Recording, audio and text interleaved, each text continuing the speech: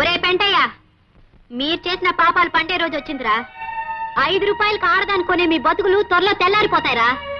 ఒరే, మీలాంటి మాయదారి మనుషులు పని పట్టడానికే ఇన్నాళ్ళకి సరైన మొగాడొచ్చాడు. దేవుళ్ళలాంటి మా రాముడు మీ అందరి పని పడతాడు. అప్పుడు మిమ్మల్ని రక్షించేవాడు ఉండడు, మీ మీద జాలి చూపించేవాడు ఉండడు. ఏమిటయ్యా పెంటయ్య, నాలాంటి పెద్ద మనిషి ముందు నీ పరువు తీసేసి వెళ్ళిపోయింది. ఆ గొడవ వదిలేసేవయ్యా. అసలు నీ అంత పెద్దవాడిని వెంట్రుకు ముక్క కంటే హీనంగా తీసి పారేశాడు రాముగారు. అందుకు నేను ఎక్కువ బాధపడుతున్నా. Stop it Pentayya, stop that nonsense. ఈ రాఘవయ్య కోపం వచ్చిందంటే వాళ్ళ గుడిసెల్ని నేలమట్టం చేసేస్తాడు. అవును బాబు, రాఘవ గారు ఆడంటూ భద్రయ్య గారు వచ్చి గూడెల్లో అందరికీ చెప్పాడు. వారం రోజులుగా నేల పని కట్టకపోతే అందరు గుడిసెలు పీకించేస్తాడంట. చూసావా రాము, వీళ్ళు ఎంత దారుణమైన కుడిగట్టారో. బాబు, రేపటి నుంచి మేమంతా ఎక్కడ ఉండాలి, ఎలా బతకాలి బాబు? మీరేం కంగారు పడకండి, వాళ్ళ ఆట ఎలా కట్టించాలో నాకు తెలుసు. కనిపించుట లేదు. జంబులింగమను పేరు గల మా నియోజకవర్గం ఎమ్మెల్యే మాకు కనిపించుట లేదు. గత ఎన్నికల ముందు ఓట్ల సమయంలో కనిపించిన వీరు ఎమ్మెల్యేగా ఎన్నికైన క్షణం నుంచి మా ఊరి ప్రజలకు కనిపించుట లేదు. నాయనా ఎమ్మెల్యే, నువ్వు కనిపించక మేమంతా ఎంతో బెంగ చెందుతున్నాము. నిన్నేమీ కోప్పడమని హామీ ఇస్తున్నాము కనుక వెంటనే వచ్చి కనిపించవలసింది.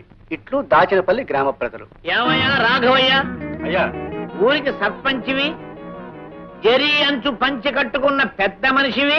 నేను నీకు కనిపించట్లేదు? కళ్ళు కూడా పెట్టుకున్నావు, కనిపిస్తున్నానా లేదా? తమరు కనిపించకపోవడం ఏమిటండి? ముస్తాబైన ముసిలి గంగిరెద్దులాగా దర్జాగా కనిపిస్తున్నారండి. కనిపిస్తున్నాను కదా. ఏమయ్యా నాకు ఈవేళేంటి?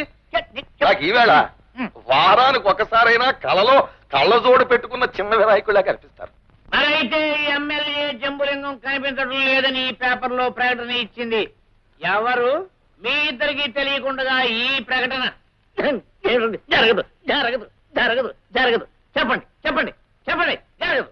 ఈ పని చేసింది ఆ రాముగారేనండి, సందేహం లేదు. ఎవడా రాము? ఉన్నాళ్ళండి గూడెంలో రౌడీ వెధవ ప్రజలందరినీ నానా ఇబ్బంది పెడుతున్నాడు. మాలాంటి పెద్ద మనుషులను అవమానపరుస్తున్నాడు. ఇది పేపర్లో వేసి తమను కూడా అవమానపరిచాడు. ఎవడా రౌడీ వెధవ? రౌడీలకి రౌడీని, గోండాలకి గుంటాని, బందిపోట్లకి బందిపోట్ని. పక్కలేదా? మీరు వెళ్ళి తేల్చుకురండి, మేమే తెలుసుకుంటాం. అయితే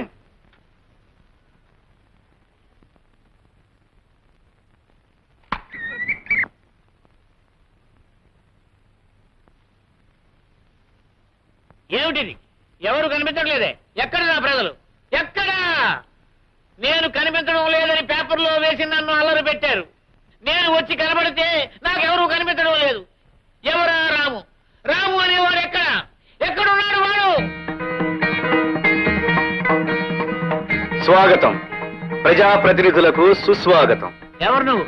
మీరు మర్చిపోయిన ఈ గ్రామంలో బతికే ఒక మనిషిని, ఈ గూడుపు వాడిని. పేరు రాము. నువ్వేనా నేను కనిపించట్లేదని పేపర్లో వేసింది? మరి ఇప్పుడు నేను కనిపించడానికి వచ్చాను. ఎవరు కనిపించలే? ఎందుకు కనిపించాలి? మిమ్మల్ని తమ ప్రతినిధిగా ఎన్నుకున్న ప్రజల మంచి చెడ్డ మీకు కనిపించలేదు. వాళ్ళ కష్ట సుఖాలు మీకు కనిపించలేదు. అలాంటప్పుడు వాళ్ళెందుకు మీకు కనిపించాలి? కూడు గుడ్డ లేకుండా పశువుల కన్నా హీనంగా వాళ్ళు బ్రతకడం మీకు కనిపించలేదు. వాళ్ళెందుకు మీకు కనిపించాలి? దీనంగా హీనంగా చావలేక బ్రతకలేక వాళ్ళు పడే అగచాట్లు మీకు కనిపించలేదు. వాళ్ళెందుకు మీకు కనిపించాలి? మీరు ఉద్ధరిస్తారని కనిపించాలా? మీరు ఉపకారం చేస్తారని కనిపించాలా? చెప్పండి చెప్పండి ప్రజాప్రతినిధి గారు. ఏ పూట గంజి తాగుతున్నారో, ఏ పూట ఆకలితో మగ్గుతున్నారో తెలియకుండా తమ జీవితాన్ని, తమ పేదరికాన్ని 4 తాటాకుల కింద దాచుకున్న అమాయకులు వీళ్ళని వీధి పాలు చేయాలని ఈ ఊరి పెద్దలు కుట్ర చేస్తున్నారు. మా గోడును మేము ఎన్నుకున్న ప్రజాప్రతినిధితో చెప్పుకునే అవకాశమే మాకు లేదు. మా పట్ల మీ బాధ్యతని గుర్తు చేయాలని నేనే ఆ ప్రకటన వేయించాను, మిమ్మల్ని ఇక్కడికి రప్పించాను. రాముకే రాముకే రాముకే రాముకే రాముకే రాముకే ఆగండి బాబు. శబాష్ రాము శబాష్. ఇప్పుడు నీలాంటి యువకులనయ్యా దేశానికి కావాల్సింది. తోటి వాళ్ళ కోసం తాపత్రయపడే నీ బోటి వాళ్ళని చూసి నా బోటి నాయకులు సిగ్గుపడాలయ్యా. నా మీద నాకే చిచ్చి చిచ్చి చిచ్చి అసహ్యం వేస్తుందయ్యా. 1,00,000 పనుల్లో మీ సమస్యలు పట్టించుకోలేకపోయాను. ఇప్పుడు లెంపలేసుకుంటున్నాను. చిన్నవాడు అయినా నాకు పెద్ద బుద్ధి చెప్పావు. ఇక నిజాను నేను కూడా నీట్ అయిపోయానయ్యా. నీ బావులు నా బావులు ఒకటే. చూడు తాత, ఇక నుంచి నీకే కష్టం వచ్చినా కాకితో గౌరవించు. దాని రెక్కలు పట్టుకుని నేను వచ్చేస్తాను. చెల్లెమ్మా, ఇక నీ కుటుంబ సమస్యలు ఏమన్నా నాతో చెప్పుకో. నేను నీ తోట పుట్టినవాడిని అనుకో. రేయ్ బుద్ధిగా, నేను రా మీ తాతనే. రేయ్ ఇదిగా, నేను హైదరాబాద్ వెళ్ళా నీకు బిస్కెట్ పంపిస్తానా? బాగా చదువుకో. చదువుకు నా ఎంత వాడు వాళ్ళు చూడవయ్యా రాము, నేను కూడా ఒక గుడి చేసుకుని మీ మధ్యలో ఉందాం అనుకుంటున్నానయ్యా. ఇదేటండి బాబు, ఉన్న గుడిసెలే పీకించేస్తామన్నారు సర్పంచ్ గారు. సర్పంచ్ లేదు గర్పంచ్ లేదు, నేను హామీ ఇస్తున్నాను. ఇవి మన గుడిసెలు, వీటిని దేవుడు కూడా పీకలేడు, ఎవడూ పీకించలేడు.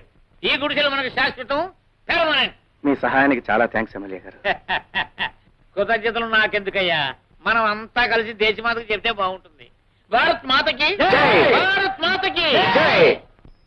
చికెన్ కమ్మగాను, లేతగాను, రుచిగాను గొప్పగా తయారు చేశారయ్యా. మా ఎయిర్పోర్ట్లు ఎప్పుడు అలాగే ఉంటాయండి. ఎటు వచ్చి మీరు చేసిన పని ఏం బాగుండలేదు. ఏంటిది? మూడుల్లో మీరు చేసిన రాజకీయానికి ఇక్కడ మాకు కడుపు వచ్చింది. అవును లింగం గారు, వాళ్ళ గడ్డెట్టి వాళ్ళ రోగం కుదురుస్తారనుకుంటే ఆ తరఫు మాట్లాడి మాకు గడ్డెట్టారు, భూములని వాళ్ళకి నైవేద్యం పెట్టారు. బచ్చాలు మీకేం తెలుసా రాజకీయాలు? తెలుసుంటే ఏ ఎమ్మెల్యే ఏ మంత్రో అయి ఉండేవారు.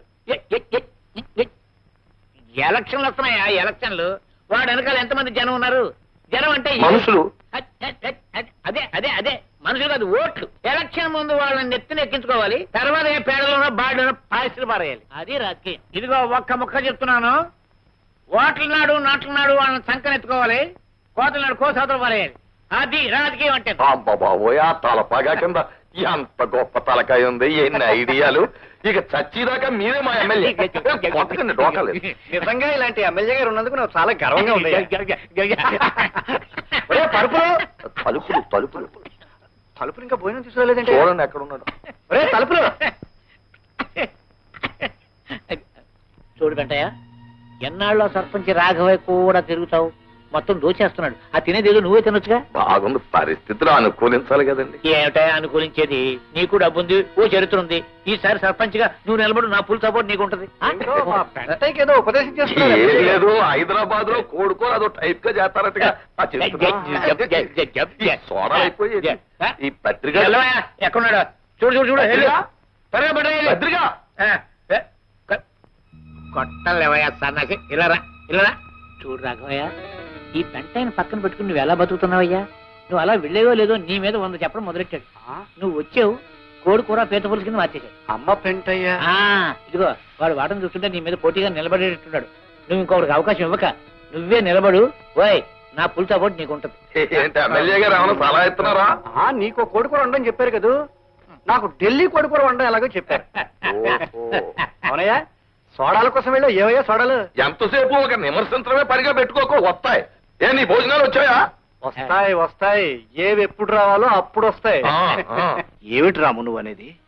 నేనండం కాదు మాస్టర్, అందరి అభిప్రాయం చెప్తున్నాను. రేపు వచ్చే ఎలక్షన్స్ లో మీరు ఎవరు సర్పంచ్ గా నిలబడాలి. నిజమే మాస్టారు, మీలాంటి వారు ఆ పదవిలో నిలబడితే ఆ పదవికి గౌరవం ఏర్పడుతుంది, మన ఊరికి ఉపకారం జరుగుతుంది. మా అందరి బతుకులు కూడా బాగుపడతాయని నమ్మకం ఉంది పంతులు గారు. అవును బాబు. మీరింత అభిమానంతో అడుగుతుంటే కాదనగలనా? ఈ ఎలక్షన్ లో నేను నిలబడటం వల్ల ఈ ఊరికి మంచి జరుగుతుంది అనుకుంటే అలాగే. కానీ శంకర్ మాస్టర్ కి ఏమిటి పెంటయ్యా నువ్వు అనేది? నువ్వు ఎన్నికల్లో నిలబడతావా అంటే నాకు అపోజిషన్ వచ్చేస్తున్నావు అన్నమాట. గొప్ప. ఎత్తేస్తా ఎన్నికాసులు అవుతారు, నిన్ను అమాంతం మింగేస్తాను. జాగ్రత్త. ఎత్తై నువ్వు ఒక్కడవే ఎత్తగలను అనుకుంటున్నావేమో, నేను ఎత్తగలను. అవతారం ఏమెత్తుతావయ్యా అవతారం? ఏమెత్తుతానా? జనం 10 మందిని సెంటర్లోకి పిలిపించి హిట్లర్ రాఘవయ్య గారు అమ్మాయిని రాముడు గాడు హిట్లర్ గారి కళ్ళ ముందే ముద్దెట్టుకున్నాడు అని చెప్పాను అనుకో, ఓట్లేయడం కాదు, కొత్త మీద జల్లకాయలు పడిపోతాయి. కూడా చూద్దాం.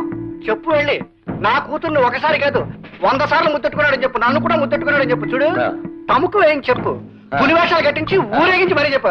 అలాగే అలాగే చెప్తాను. ఇదిగో ఈ కొంపకి రావడం ఇదే ఆఖరిసారి. పని ఉంటే ఆ పంచాయతీ బోర్డు ఆఫీస్కి వచ్చుకోగా.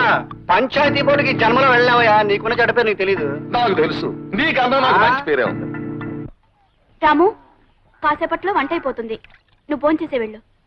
ఈ పనులన్నీ నేను ఎత్తినేసుకుని ఎందుకు శ్రమ పడ్డం? ఇందులో శ్రమే ఉంది రాము, ఇష్టమైన మనిషికి సహాయం చేయడంలో ఆనందం ఉంటుంది.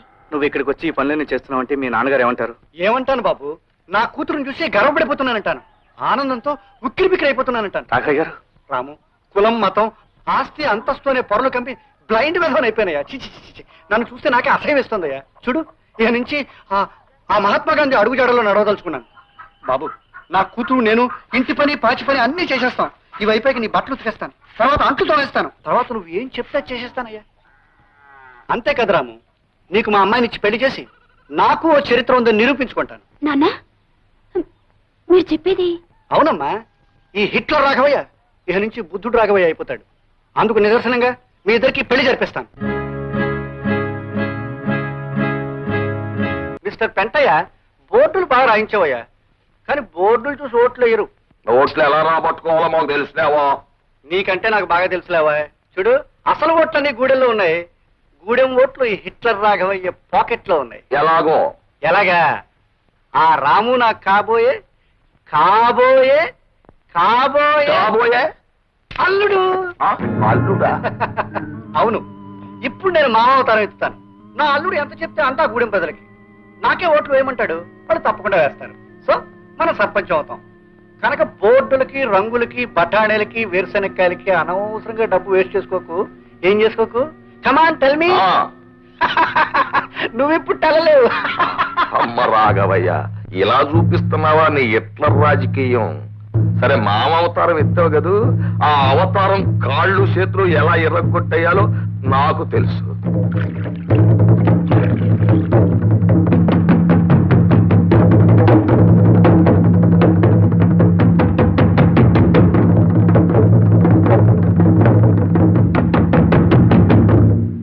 ఈ రోజు నేను మీకు చెప్పదలుచుకున్నది రాబోయే ఎన్నికల గురించి. మన బ్రతుకులు బాగుపడాలంటే, మన కష్టాలు తీరాలంటే మనందరం కలిసి శంకర మాస్టర్ని గెలిపించాలి. రాము, ఎంతకాలం నువ్వు చెప్పినవన్నీ నిజం అనుకుని నమ్మాం. అందరినీ ఉద్ధరిస్తా ఉంటే నిజం అనుకున్నాం. మా కోసం నువ్వేం చేయలేవని అర్థమైపోయింది. ఎందుకలా అంటున్నారు? ఏ కారణంగా మీరు ఇలా మాట్లాడుతున్నారు? సొమ్ములో ఉన్న పెద్దింటి అమ్మాయిని నువ్వు పెళ్లి చేసుకోబోతున్నావు మాకు తెలుసు. ఆ పిల్లని కట్టుకోగానే నువ్వు వాళ్ళ మనిషి అయిపోతున్నావని తెలుసు. లోకంలో ఏ రెండు జాతులైనా కలవచ్చు గాని గొప్పోళ్ళు పేదోళ్ళు అనే జాతులు మాత్రం కలవు. నువ్వు గొప్పింటోళ్ళు కలడం అయితే మా నుంచి వెళ్ళిపోయినట్టే. నోరు ముయ్యండ్రా, కుళ్ళు మోసొచ్చిన వాళ్ళారా. బావా, నువ్వు వాళ్ళ మాటలు పట్టించుకోకు. మహాలక్ష్మి లాంటి అమ్మాయి గారిని చేసుకో. నువ్వు వీళ్ళ మాటలేనకు. నువ్వు ఉండి అది వాళ్ళు చెప్పదలుచుకుని చెప్పని. ఏంటి వాళ్ళు చెప్పేది? గాడిద గుడ్డు. తిండి నిద్ర మానేసి బతుకంతా వీళ్ళ కోసం చస్తున్నావు. చాలే, ఇంకా వీళ్ళ మాట విని నువ్వు అన్యాయం అయిపోవడానికి నేను ఒప్పుకోను. అది నువ్వు పెళ్ళైన దానివి, పరాయివాడి భార్యవి. 10 మందిలో నువ్వు ఇలా మాట్లాడకూడదు, బాగుండదు. బావా, వెళ్ళిపోయాది. నా మాట విని ఇక్కడి నుంచి వెళ్ళిపో.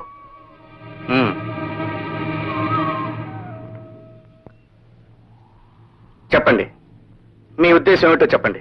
ఏటుంది, నువ్వు మానవాడివి మావాడివి అయితే ఆ పెద్దంటి పిల్లగాక మనలో కూడా చేసుకోవచ్చుగా. తోటోళ్ళ కోసం తాపత్రయపడేవాడివి, నీ తోటోళ్ళలోనే ఒకదాన్ని కట్టుకో, అప్పుడు నేను మేము నమ్ముతాం. చదువుకున్నోడివి ఇక్కడే ఎవరినన్నా చేసుకుని ఉద్ధరించొచ్చుగా. అందరికీ బతుకునివ్వాలనుకున్నోడి మన గూడెలోనే ఎవరినో ఒకరిని చేసుకుని బతుకి బతుగా బాబు.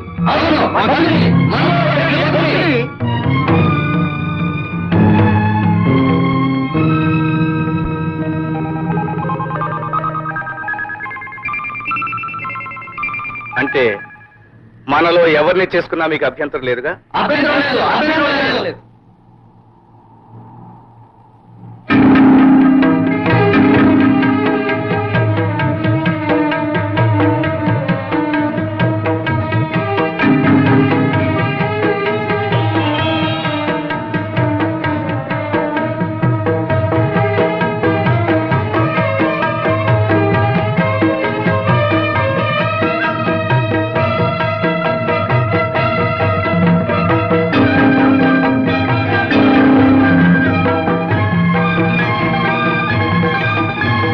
అయితే నేను నీలమ్మను పెళ్లి చేసుకుంటాను.